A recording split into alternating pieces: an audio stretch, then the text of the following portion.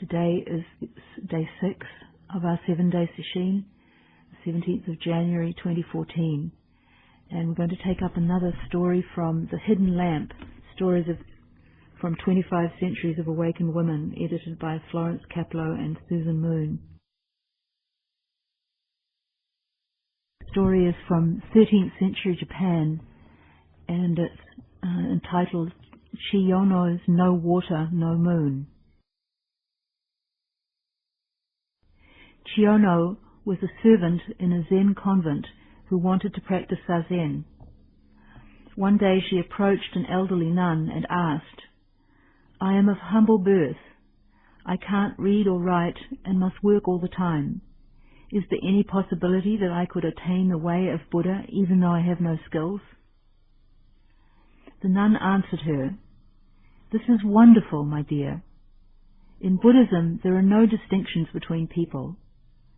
There is only this: each person must hold fast to the desire to awaken and cultivate a heart of great compassion. People are complete as they are. If you don't fall into delusive thoughts, there is no Buddha and no sentient being. There is only one complete nature.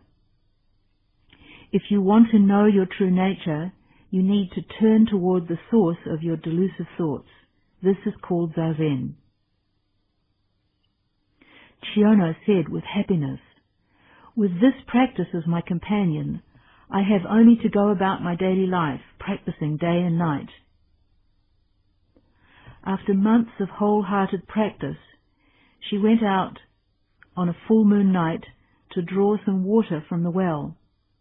The bottom of her old bucket, held together by bamboo strips, suddenly gave way, and the reflection of the moon vanished with the water. When she saw this, she attained great realization. Her enlightenment poem was this: "With this and that, I tried to keep the bucket together, and then the bottom fell out. Where water does not collect, the moon does not dwell."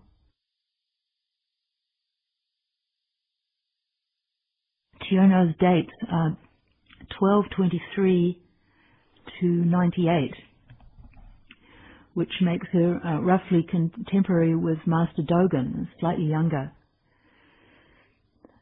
She was the first Japanese woman whose enlightenment was recognized and who received transmission in a Zen lineage from Chinese master Wu Shui Zuyuan.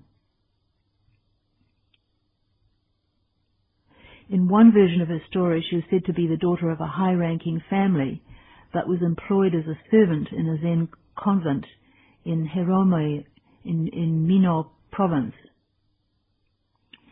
She founded several convents in Kyoto, including Keiaji, the leading women's monastery in Japan's medieval period. Chiyono was her secular name. Her Dharma name was Mugai Nyodai, or Mujaku Nyodai. And there are many versions of her life story. So she was a very important figure in Japanese Zen.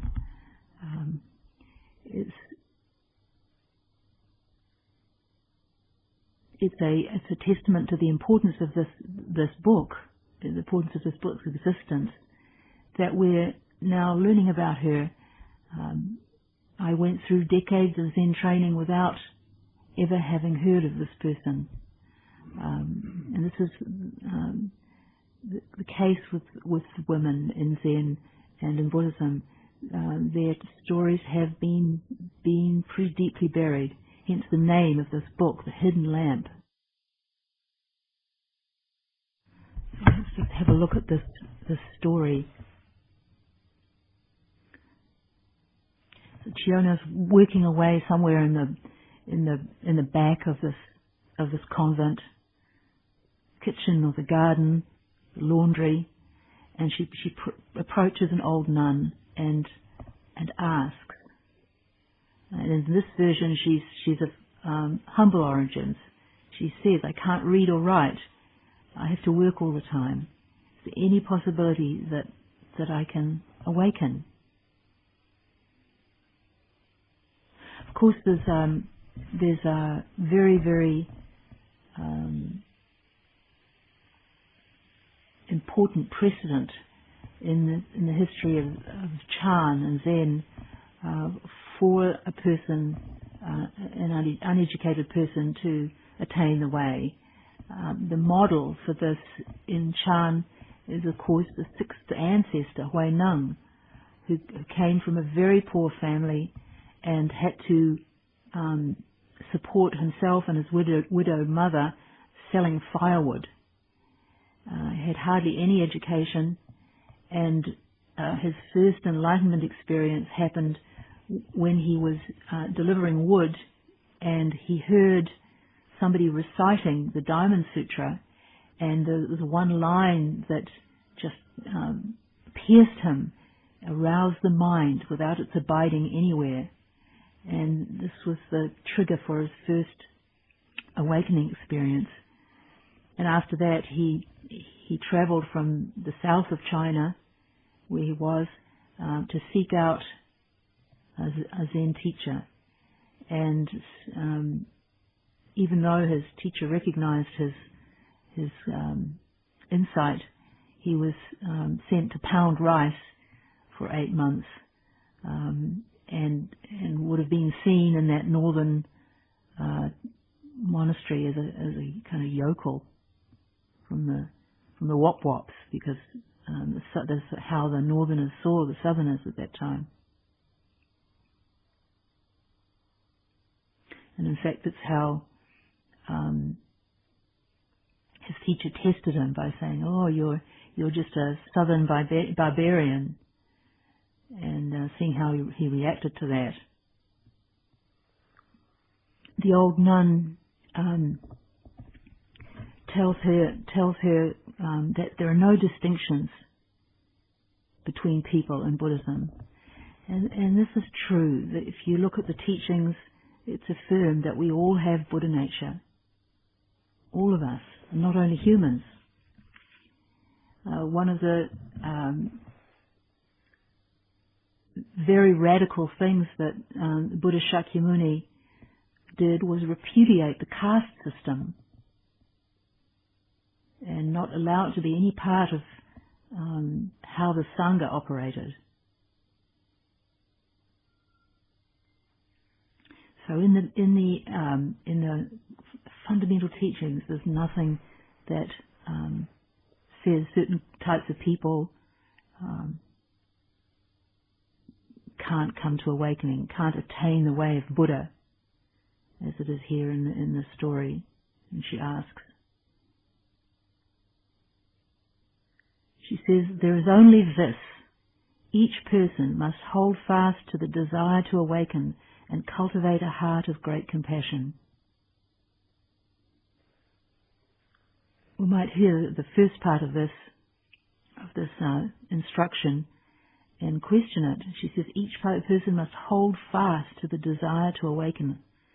Aren't we supposed to have no desires? Aren't desires part of the problem? Our desire to awaken is what brings us to practice.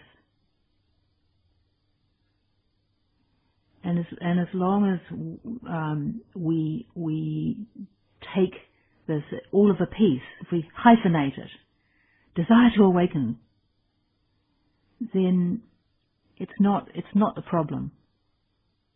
Because desire to awaken is bodhicitta. That is, as long as it's not some kind of narrow, selfish desire. A desire which excludes everybody else. A desire to be something special, acquire something special. Then, if it's that, then that is something we need to let go of, and we'll have to as we proceed along the way. That's tanha, thirst. what distinguishes tanha from desire to awaken, bodhicitta, is that it comes with a lot of different kinds of baggage. And one of the big kind of flags is, if it's selfish desire, it's going to be desire that has very strong expectations, in the sense of it's going to have to be like this. I'm expecting it to be like this. It's desire on my terms, based on my ideas about and opinions of enlightenment and self and the world. One time the Dalai Lama was talking about this, and he was saying that he was sort of joking about it and talking to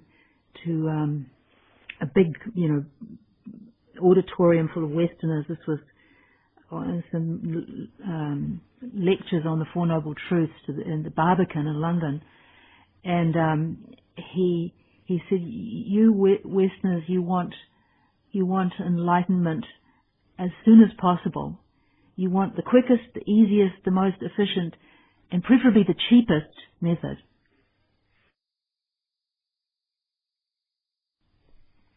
When we get into practice, we discover that we have to let go of those ideas.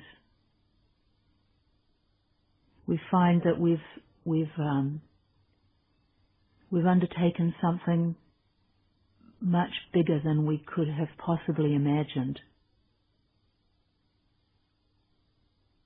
In the first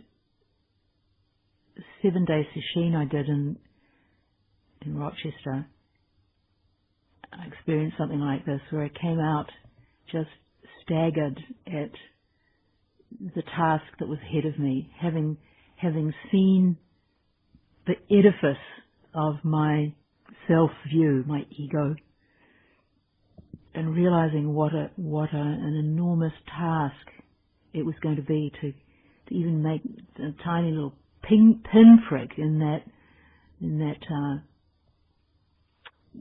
what seemed like an iron wall.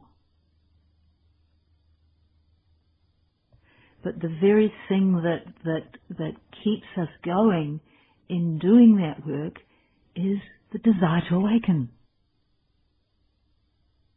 If we can broaden and deepen that desire,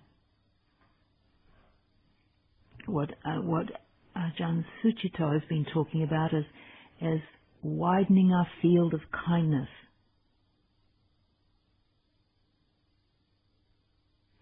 So this is why learning to practice with non-attachment is so important. And this isn't the same as, non-attachment is not the same as non-caring. We need to care a great deal about this task that we've undertaken. We take great care with the quality of our practice.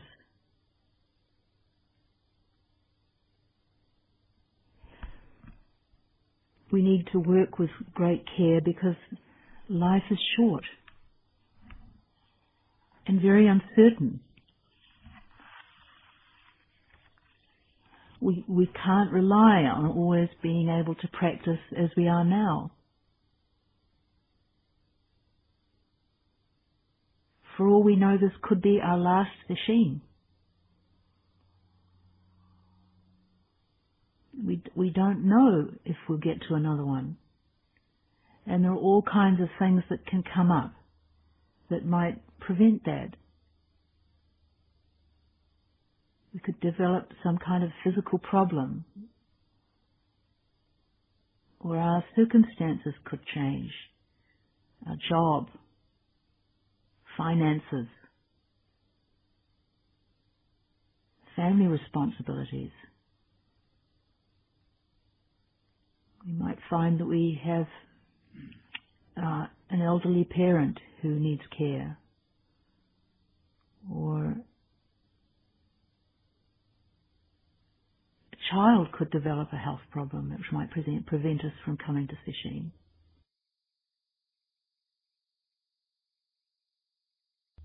So the work really is urgent. But it's a little bit like conducting some kind of intricate surgery. It's urgent, but at the same time, we have to take our time. I have to find this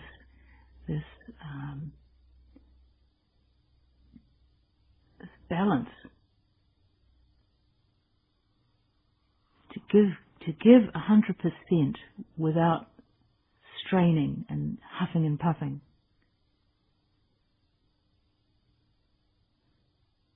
But how many of us actually know what 100% is? The truth is that most of us play it quite safe until we're pushed one way or another.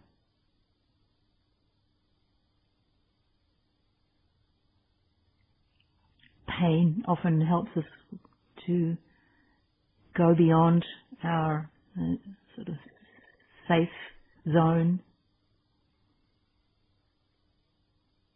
and that it can be physical pain, but it can also be awareness of loss,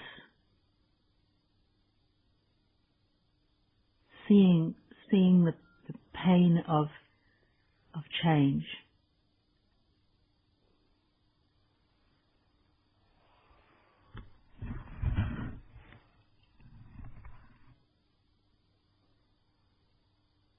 The second part of this old nun's advice is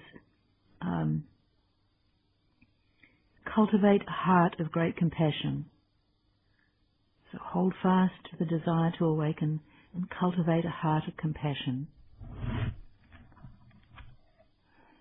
And as we've been exploring in talks in the sesshin, this heart of compassion that we cultivate is for others and for ourselves, because these are not two.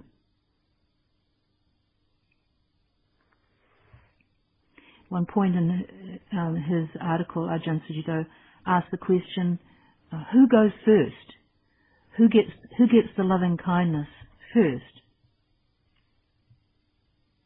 And he goes on to say it's really a trick question because of our interdependence. To truly take care of ourselves is to take care of others. In Christianity, there's the golden rule: do unto others as you would have them do unto you.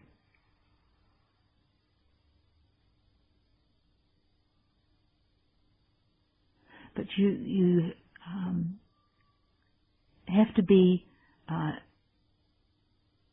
treating yourself kindly to be able to do unto others as you would have them do unto you. To know what that might mean. And to do it effectively, you need some insight into the causes of suffering and happiness.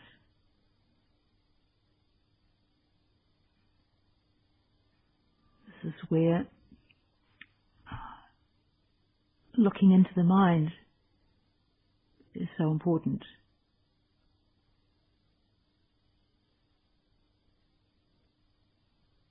And by looking into the causes of suffering and happiness, we mean the present causes, what's going on right now in this moment.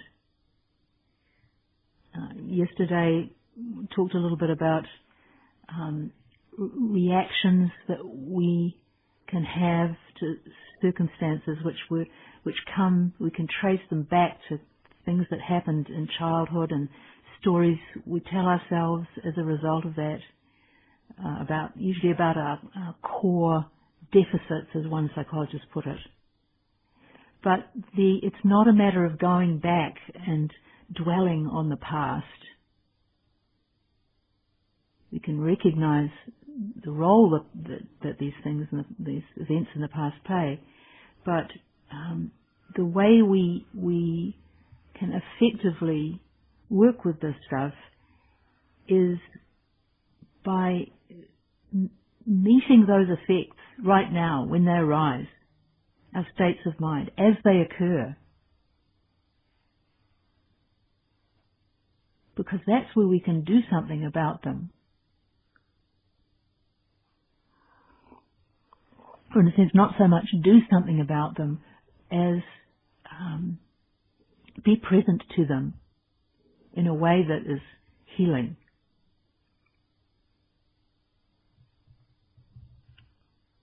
So say someone walks into a room and you immediately feel some strong emotion in relation to that person, fear or shame or resentment.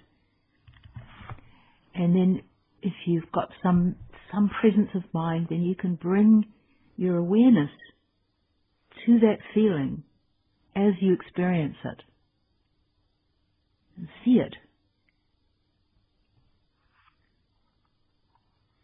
Ajahn Suchito writes, so in working with others as with oneself, we have to go deeply into the mind, in the direct contemplation of what is arising, at the dividing line between what we're comfortable with and what we're not. Simply note the flavor of consciousness. Is it contracted, defensive, anxious, demanding? Listen to the tones and the energies behind the topics that the voices of any mind bring up. Tune in to the waves of irritation, fear, guilt, and so on, and extend empathy and non-aversion. It's not about fighting, blocking, or running. Holding our center, we can thus soften the edginess of the mind and open to include what we can of ourselves and others as they arise in our awareness. This is the cultivation of the boundless mind. Over time, it widens to include it all. Very, very key aspect of this is holding to our center. This is what the Zazen helps us to develop. To be able to encounter these turbulences, but with a sense of a context which is not totally turned upside down. A center that is still, open, quiet. And the more we've dipped into that center and really experienced it directly, then the more resources we will have when doing this work of awareness. He says that this ability to do this really depends both on our willingness and on our capacity. And really the wishes that we have been making in the metta practice are a way of kind of setting our intention, articulating our willingness so that it becomes second nature. But there's also the issue of our capacity. And this may be in short supply at times. He points out that anyone who's experienced sustained abuse can find it very difficult to experience kindness for themselves or for others.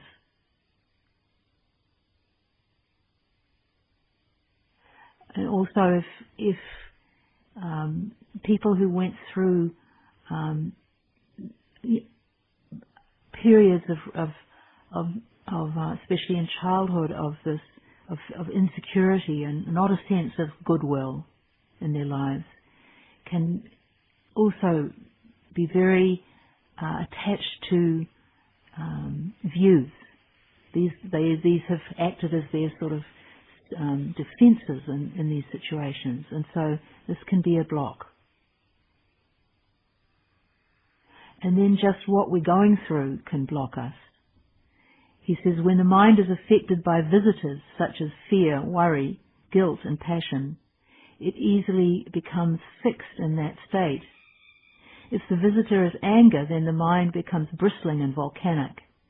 If the visitor is remorse or guilt, the mind becomes an eddy that chases itself and sinks down. So we need to develop strengths and skills to stop being overwhelmed by these fixating forces. But very helpful to understand all these fixating forces as visitors. As visitors. They come and they go. But who is the host? Who is the one that doesn't come and go? Just by looking closely, looking directly, then we will start to see that these states come and go. Although they are fixating, they're not fixed.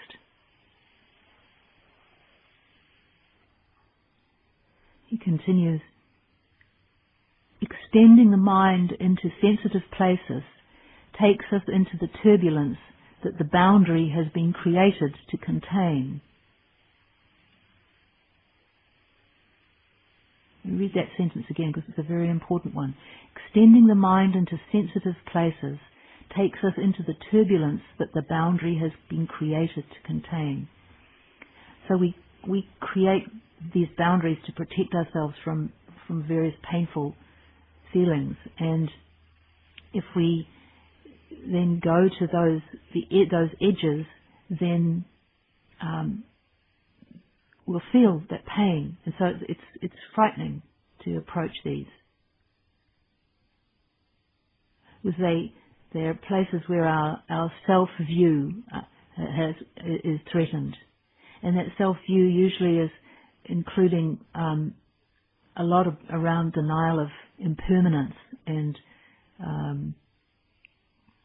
our interconnectedness. Pema Chodron called these boundaries our soft spot, where we're vulnerable.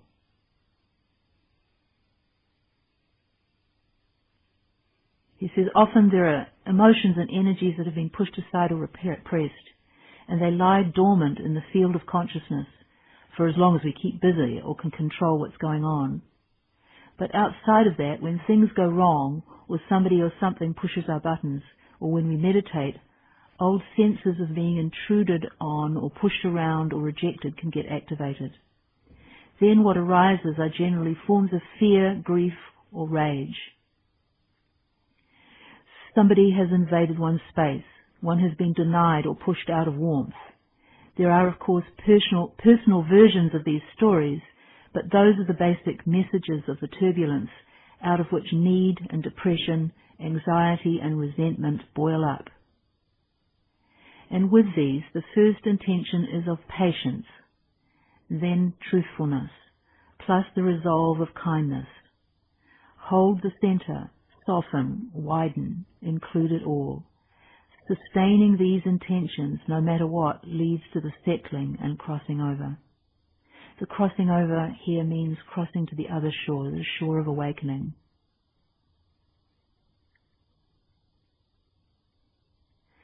So very sound advice here. When this painful stuff comes up, first, patience. Then truthfulness, just being willing to see what's going on as clearly as possible. This is the part of acknowledging what comes up if we're working on the breath or the koan, to just acknowledge what's going on and then come back, shift back to the breath or the koan. This is the holding the center part. Coming back to the breath or the koan so that there can be this softening, this widening. Not rejecting these painful things that come up, but in a sense embracing them in something larger. holding them within the vessel of great mind, great heart.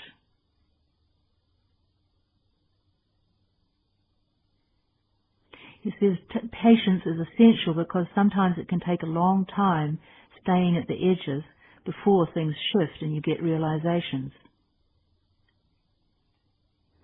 Truthfulness is required to acknowledge this turbulence, this sense of intimidation is not him, her, them, or me.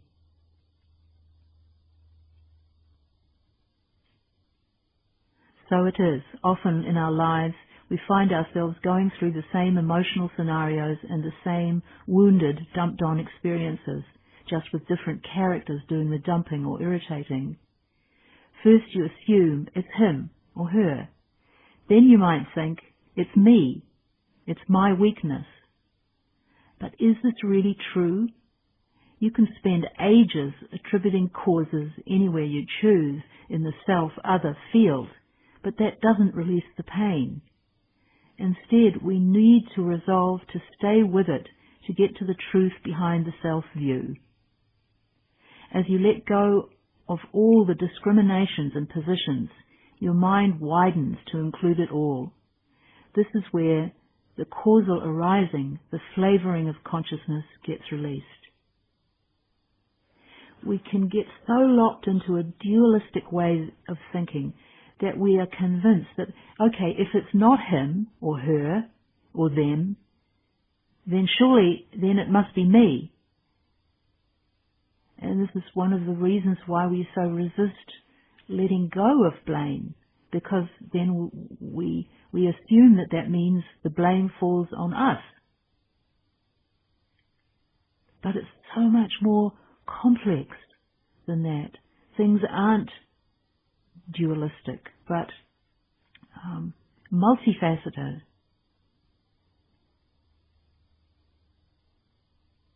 It's just not a matter of it being self or other. This is the way our mind gets locked into little kind of dyads of imprisonment. If we think of causes, then we discover that the pain in our lives is often, we can trace it back through several generations. As somebody once said, when you remember that your parent had parents, then you have to forgive.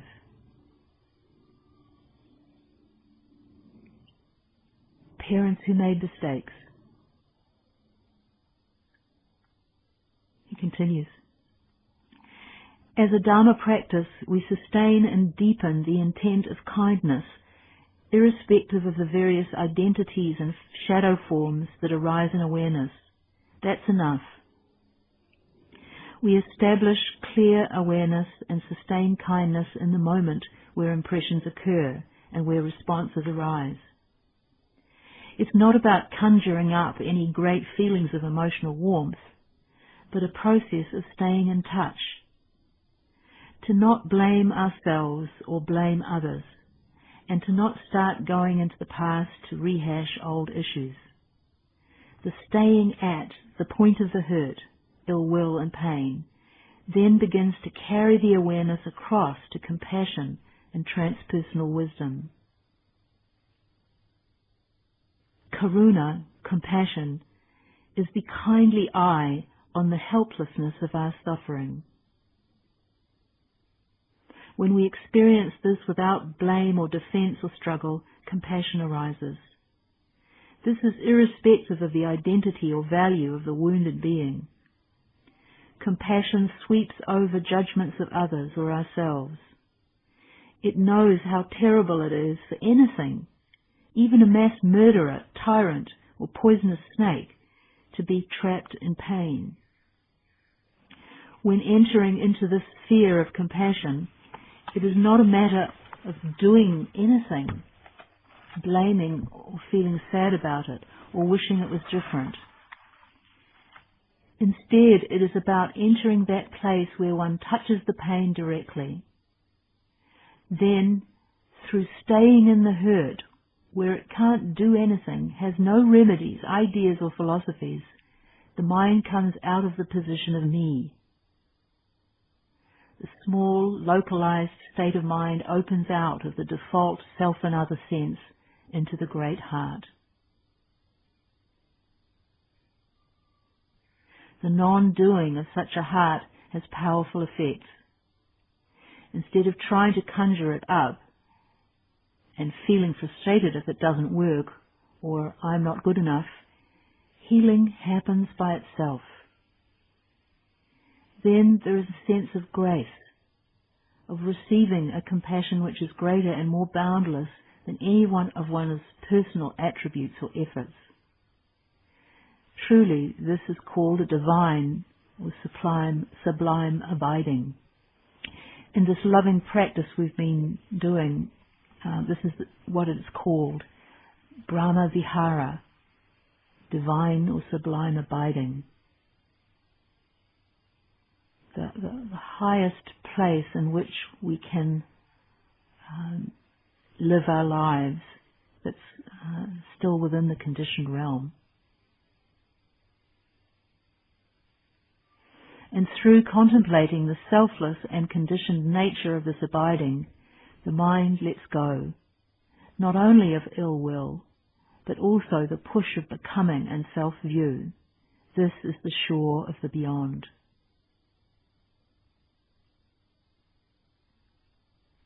This is the shore of awakening.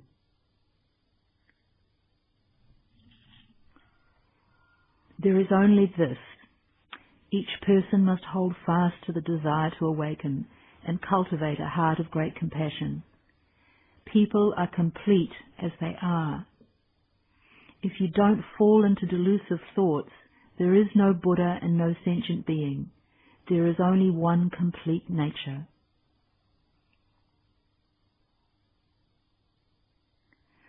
When we forget about self and other, then there is just this one. Complete, whole, perfect, just as it is. If you want to know your true nature, you need to turn toward the source of your delusive thoughts. This is called Zazen.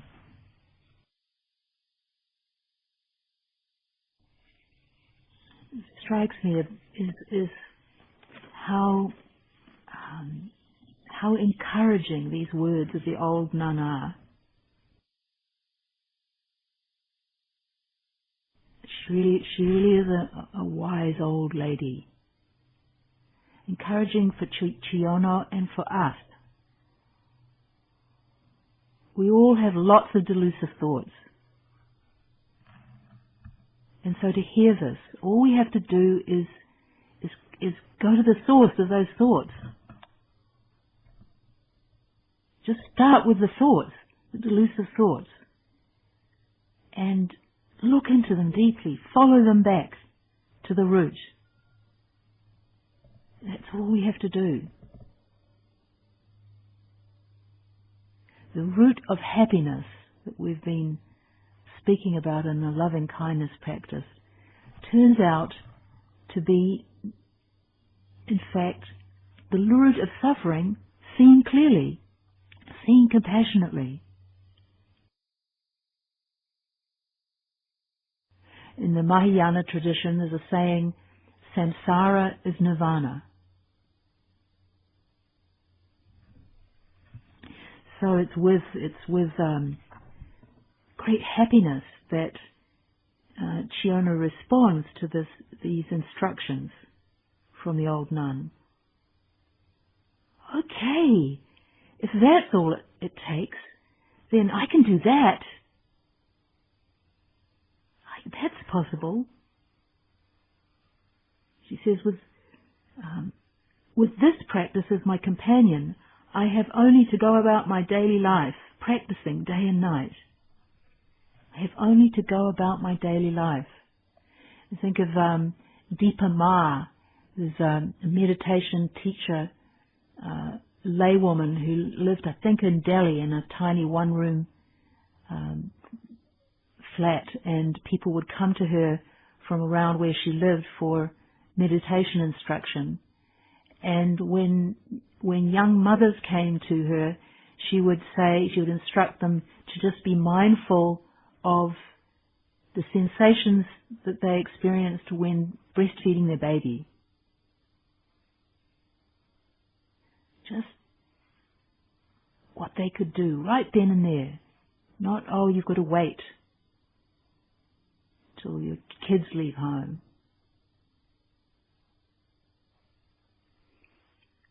But Fiona didn't just say, oh, I only have to go about my daily life. It's not that. Just that.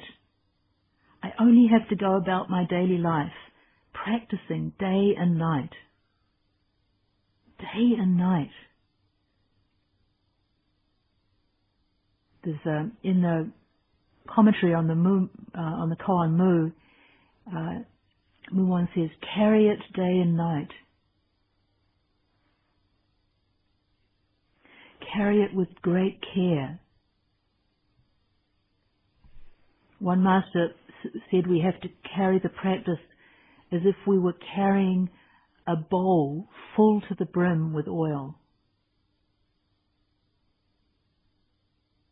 After months of wholehearted practice, she went out on a full moon night to draw some water from the well.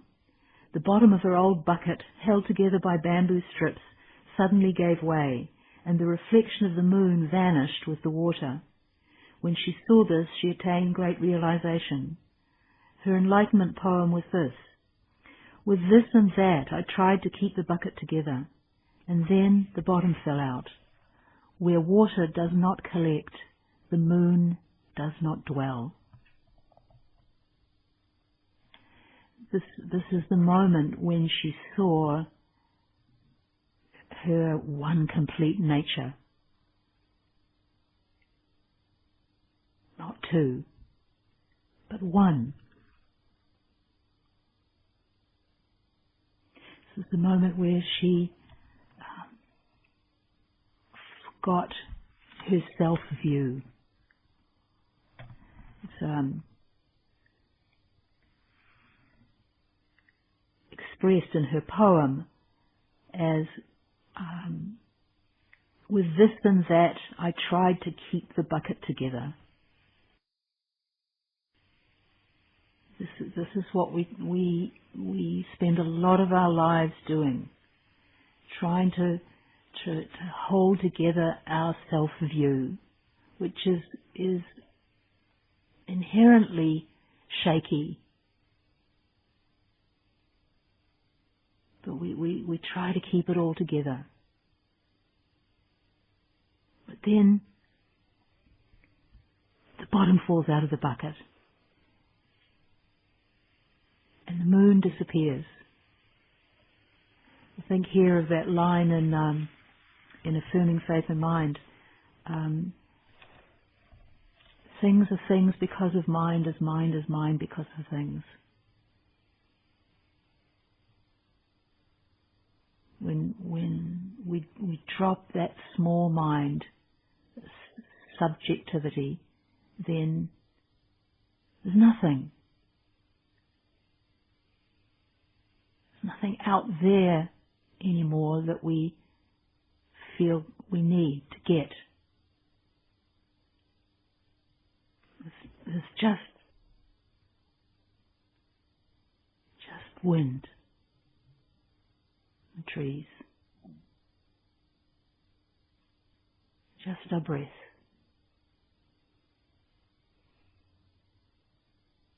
The commentator on this story is Merle Kodo Boyd, and she says, when I first heard Chiona's verse, I had been practicing for 10 or 12 years.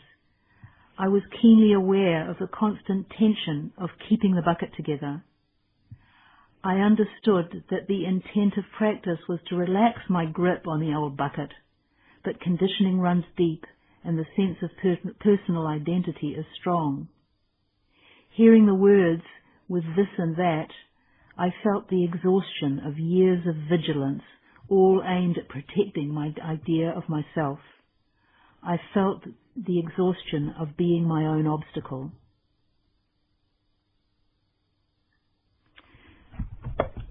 We have to really get sick of that old bucket that we try and hold together. And really, really vow that we don't want to constrict ourselves in that way anymore. That we will do whatever it takes to see beyond that shallow container. There's another story in this collection which also has as its subject the same verse, and this is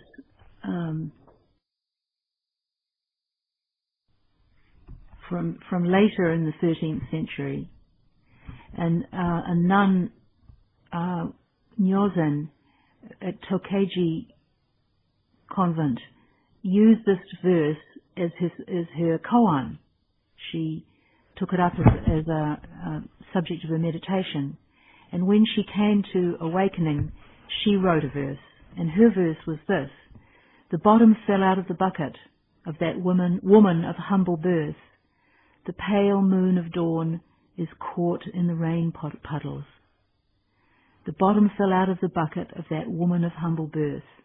The pale moon of dawn is caught in the rain puddles." What is so moving about this particular verse is that this nun Nyozen was at Tokaji, which was a women's refuge. It was where women could get sanctuary who had difficult or abusive marriages, because in Japan at the time a man could divorce a woman, but a woman could not divorce her husband. And so one of the few recourses were one or two temples like this, which would take them in and they would be protected there. And so somebody like that, we don't know her exact biographical information, but no doubt her whole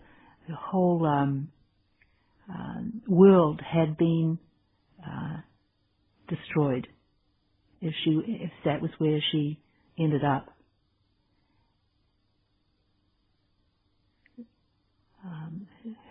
Her sense of self had been destroyed, and it's moving because it's expressing so much hope. Well, not even hope. Hope's the wrong word.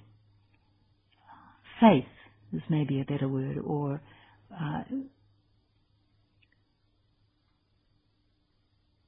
courage based on experience might be the better way to put it. The pale moon of dawn is caught in the rain puddles. The bucket's broken. It can't hold water anymore. It can't reflect that moon. But what does she discover? A little moon in every rain puddle. The moon is not lost. The moon is shining. What is lost when the bottom of the bucket falls out is just that constricted moon, the one held inside the small bucket. The idea we have about what the moon might be. But when the bucket breaks, she sees that moon everywhere, in every little puddle. can feel sometimes like our lives are falling apart. But we can take heart, because what is falling apart, of course, is not our life, but our self-view, our ideas about our life. The moon always shines. We'll stop here and recite the 4 vows.